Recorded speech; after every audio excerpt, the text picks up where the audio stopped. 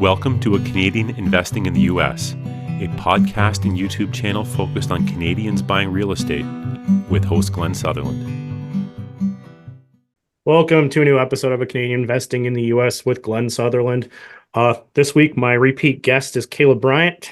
We had Caleb back on episode 57, which was over 5 years ago. So I'm sure, Caleb, there's been a few things that have changed in the last 5 years. But before we get into that, maybe just give everyone kind of an intro. Who is Caleb Bryant? Well, I am a real estate investor. I've been doing this for 10 years now. 10 years ago, got my license to sell real estate as an agent, hated it, and immediately shifted into real estate investing. And then I've had a company in Alabama for the last 6 or 7 years. Right. And if I might be completely wrong here, if I remember correctly, you were living in Huntsville and doing your business in Birmingham, correct? Mostly, yes, because at the time I was buying multifamily exclusively, but that's shifted a little. So let's talk about it. What's shifted? What's changed over the last 5 years?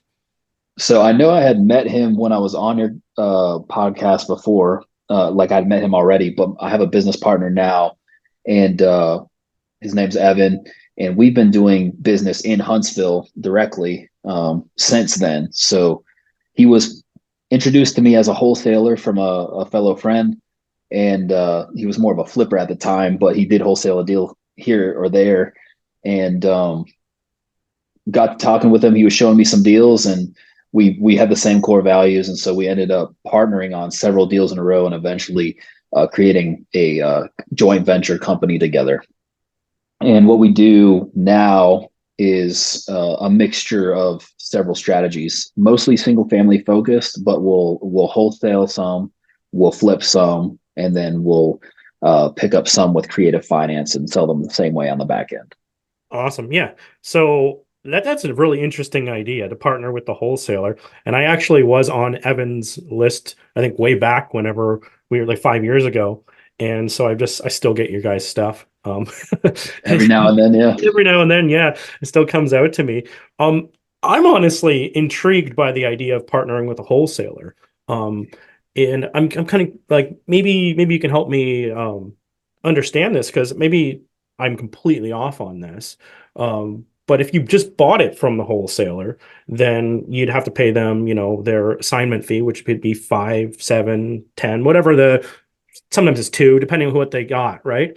And then you just basically you cut clean and you do it yourself. So what would be the advantage to actually keeping them around and probably giving them a larger chunk at the end? So yeah, I could see how you would put it that way. I didn't see him as a wholesaler, even though that's how he was introduced to me. I saw him as having a lot of experience with rehab. And so he's done several flips up to this point. While he was finding deals and he was selling the ones he couldn't operationally handle to flip at the time, he wasn't like, he was looking for deals first for himself. And then any extra deals he was selling to other investors. And so I saw him as a great resource for knowledge in the actual rehab part and knowing the estimates and working with contractors. And where he saw me as a benefit was I had raised money before. And so I had done a lot more with private money. I had done a couple apartment deals where I had to raise or bring in some capital for the deal. And so that's how we initially got started. I know our first deal, all I did for him was transactional funding.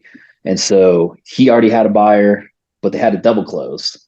And so I was like, cool, I'll make a few grand in a couple hours. That's no problem. That was our very first deal. And then from there, we kept building trust, and it's ended up being a very, very good relationship that's worked out pretty well.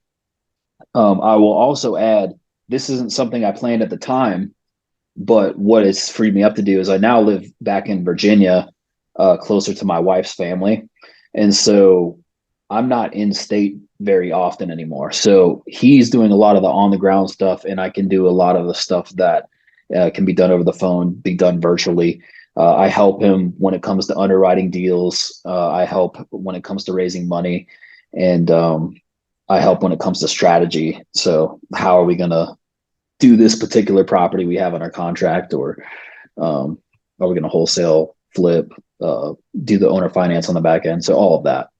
That's actually, that is a really good matchup, right? And even for people who are listening to this, because that's honestly like kind of what I do down in the US, because I raise the money and I'm not local. I'm not running the construction. It's the same thing, same kind of thing, right? It's very similar. Anyway, one thing you did say in there was you mentioned double closing, and I know I understand it, but maybe some people are like, "What the heck's double closing?" If maybe I'm just thinking it's a trigger word that some people I haven't talked to a lot of wholesalers on the show, so a lot of people might be like, "What is he talking about?" That's just where in the case of a double closing, he had a pretty big fee baked into the deal, and he just didn't want to disrespect the seller by them seeing it at a closing table. So basically, he got funding for the front end of the deal, closed it, and then immediately turned around and sold it like later that day.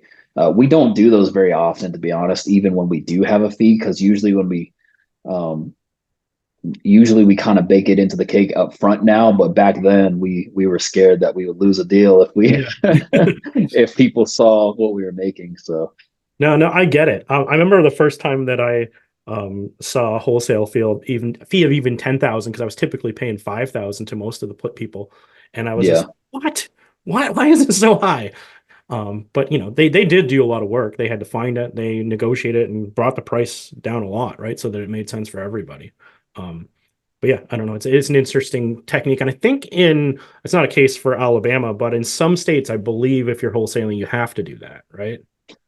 Uh, Potentially. I know in Alabama last year they made it to where you have to disclose. So we literally have to tell the seller how much we're making, which is fine, because throughout the years we've kind of prepped them more and more. But now we actually have to send a disclosure. So we have to disclose that we've assigned it, and we have to disclose that what the assignment fee is, which is kind of interesting. But when we go into a seller, we're always talking like there's several ways we make money on a property. We basically just tell them, and we're going to do one of these three ways. So either we're going to close it, and if we close it, we're going to assign it to our buying company, and if we assign it to a partner or another LLC, then they're going to close it. But it's someone we vetted to make sure they're going to close for you. Yeah, that makes a lot of sense. Anyway, I'm going to go back. I just wanted to throw the double close in there and get me down a little path there. But just partnering with your with somebody else, right? Because he is going to be seeing a lot of deals. Yeah. Is it an exclusive contract? Like, does he do projects on his own? Does he sometimes work with you? Does he sometimes work with other people? So we have a company now, and so everything the company generates is going to be split between us. Um, he's done a couple deals on his own, and then I've done some. I'll say it like this: if I was going to go invest in a syndication, Yeah. like that's my own thing. But like as an LP or a Yep. limited partner, Yep. that's just kind of what I'm doing with my own money. That's not a focus. That's just another way to bring in income. I do some private lending on the side here and there. So like I'm doing some things without him, but we're typically very vocal about it. And that's what I've loved about this particular partnership is I can trust him. So I'm in Virginia Yeah. and things still get done. And then likewise, when we have a property to assign, he can count on me to make sure that whatever needs to get done to assign that deal is going to happen. So it's a high trust level. But I'll say it like this: I've partnered when I first started. My focus was to partner on every deal because I was like, there's going to be a lot of things I don't know, and so I want to partner with people that have more experience than me. There are issues with that though, because not everyone thinks like you, not everyone is trustworthy, not everyone has the same goals as you. And so I've had to learn through a lot of bad experiences that not every partner is as good as one like Evan. And so I know a lot of your listeners may be thinking like, oh no, that's not how it works for me. Well, not me either in some cases. A few of the things I've learned when it comes to partnerships, this could be just a joint venture deal on a property or a one-off deal, any sort of partnership. But I like to do something called relationship seasoning, and that's just where I don't want to do a deal with you too fast. And so, if I meet you, I get excited about deals, right? And I want to close them. So even if I have that deal lust, I want to close the deal. I'm not going to partner with someone I haven't known for at least 6 months, because every time I've done that, it's led to problems. Yeah. Because I don't know how you're going to react in a tough situation. I don't know. I haven't had enough time to see if you tell the truth. I thought when I began that I was a pretty good gauge of people, and I'm okay at it, but I'm not as good as I thought. That's for sure. No, I totally get that. So in that 6 month period, like what occurs? Like, are you just having conversations, or, because you're not doing a deal, so like there, sometimes it's harder to keep the conversation going. Hello, everybody. Thanks for listening to the podcast. I just wanted to let you know that I've created a new coaching program. I believe the new coaching program has way more value than any of the programs that have even existed in the past. What we've done is pre-recorded all the lessons so that you can work through it at your own pace, which is pretty cool.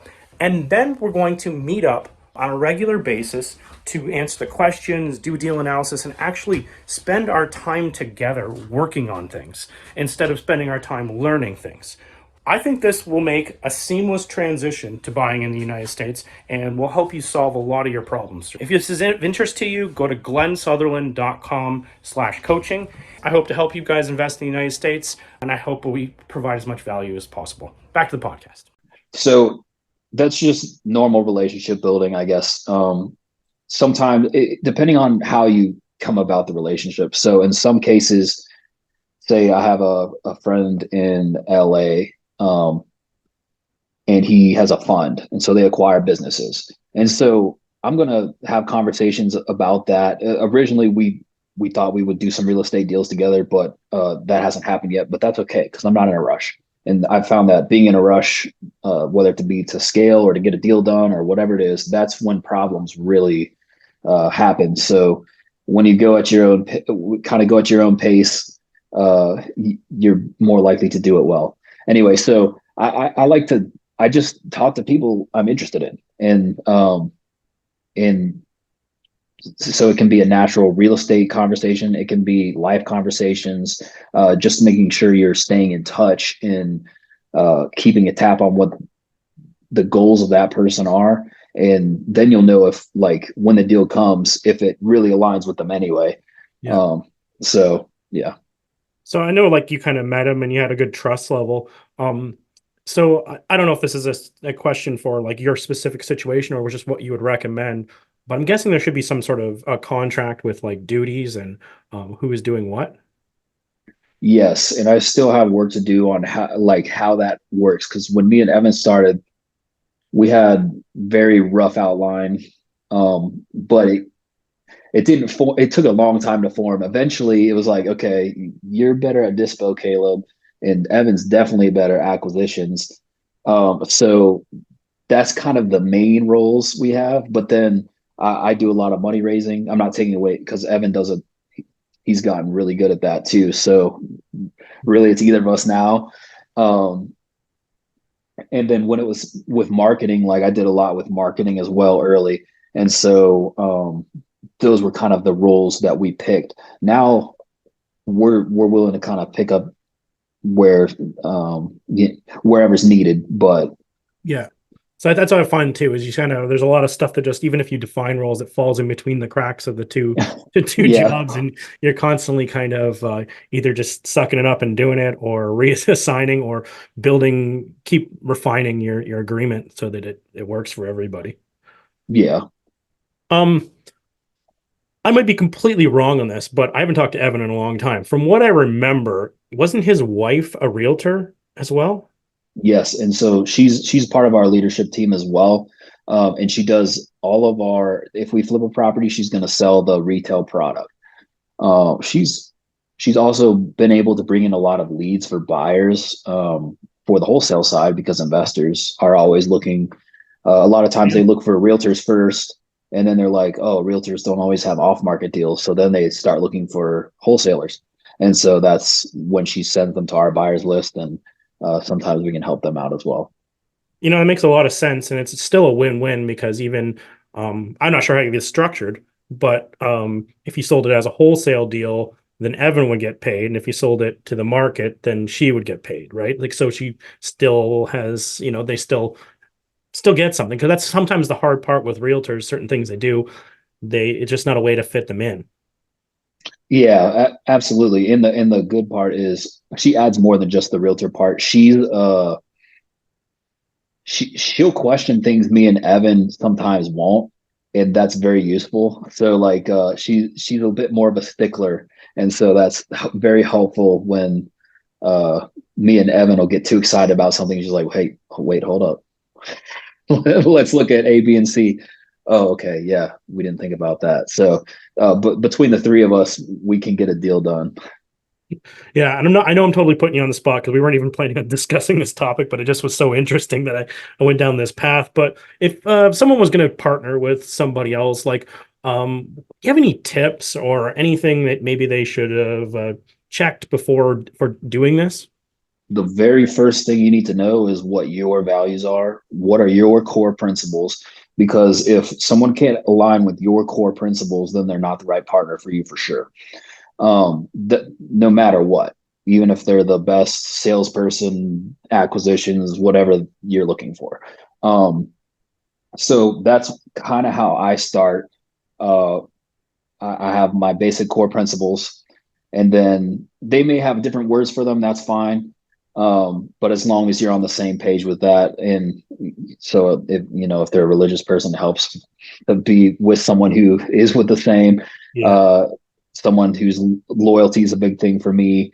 Someone who's interested in the same goals you are too, because you have to think if they're in it for a different reason, they may make different decisions later down the line. So that's where you start. Knowing yourself is the biggest part, and then from there, vetting the person against those values. If their values line up, then you want to look at, okay, what are your skill sets versus my skill sets? And hopefully those are complementary, and you're not kind of the same person trying to attack the same thing, because then you'll just be in the way of each other. Yeah, that makes a lot of sense. Some of those things I think might be hard to actually figure out. Like if it's, religion or something like that, that's an easy question or whatever, which might dictate if you're working on certain days and other things, right? But like some of them just, it's going to have you have to have some real conversations to figure this out, which I think that might be part of the reason you do the 6 months beforehand, because otherwise, with somebody new, it's hard to have a conversation like that. But it's either that, or you don't know if it's genuine yet, because or what they mean when they say what they're saying, because you may understand it different than they mean it. And so like over time you get to see those values played out in the way they do their business, or how they operate in their job, or whatever, wherever they are. Then you can know what they're really about, because it's the actions obviously that matter more than what they say. Yeah, and I found that it's like usually the first person you do this with, it's the you don't it's tougher. And after you've partnered, like for me, I partner with a lot of different people. Yeah. You can have the conversations can kind of be like storytelling, where I could be like, hey, this is what happened with so and so, that it soured things, but we continued. But if we would have had this discussion ahead of time, we could have proceeded better, right? And sometimes just having more history and more stories, than like you could you can feel out, you could tell the scenario, and hopefully they would jump in and be like, I don't like that at all, what you did, or I Yes. would have liked to do it this way, right? And so it's kind of, anyway, I'm always a storyteller, so I think stories are the best way to branch off with that kind of stuff. That's a great technique. Yeah. Uh, Caleb, this was an awesome chat. And honestly, I think a lot of people will be interested in listening to this one. Like, really, this was really good. I think even there's a couple of my partners I'm going to send this to just to re-listen to this. But anyway, Caleb, people wanted to find out about the deals you assign, or even being an end buyer, or any of the products you guys have, where do you recommend people go to find you? You can check out our website, Redkey, RHEDKEY.com. And there's like a little form you can fill out. And then also, if you wanted to reach out to me personally, you can always hit me up on Facebook, Facebook.com/Relentless Caleb. Yeah, because he's a relentless investor, and you got the hat on with the R too. Yep. For people who are just watching, and for people who didn't catch that, it's red with RHED. Because a lot of people are just going to type in RED and they're not going to find you. Correct. Anyway, Caleb, awesome conversation. I love this idea, and it's not even a topic we've really covered. So amazing. Thank you so much. Yeah, no problem. Thanks, Glenn. That was a nice video. Bye.